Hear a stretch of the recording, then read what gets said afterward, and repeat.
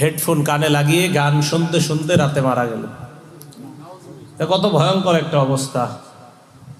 তো এই জাতীয় মৃত্যু তো এটা তো কাম্য না। মুসলিম শরীফের 2878 নম্বর হাদিস। এই হাদিসের বর্ণনাকারী জাবের রাদিয়াল্লাহু তাআলা আনহু। عن جابر بن عبد الله رضي الله تعالى عنهما قال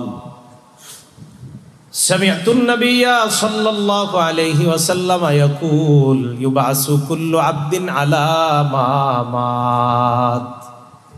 রাসূল সাল্লাল্লাহু আলাইহি সাল্লাম বলেন, প্রত্যেকটা মানুষ, প্রত্যেকটা বান্দাকে ওই অবস্থায় উঠানো হবে যে অবস্থায় সে মারা যাবে।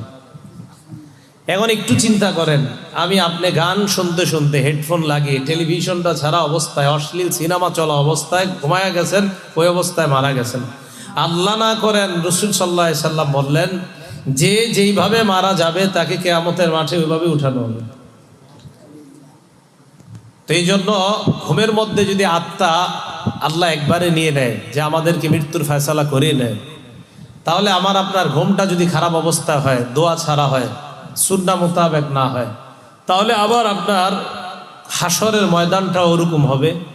আর যদি ঘুমের অবস্থায় রাসূল সাল্লাল্লাহু আলাইহি সাল্লামের নিদ্রাকালে যে আমলগুলো আছে এগুলো যদি করা যায়, তো আশা করা যায় কিয়ামতের ময়দানে বা মৃত্যুর পরে আল্লাহ আমাকে আপনাকে রাসূলের সেই সুন্নাহ জিন্দাকারী অবস্থায় উঠাবেন।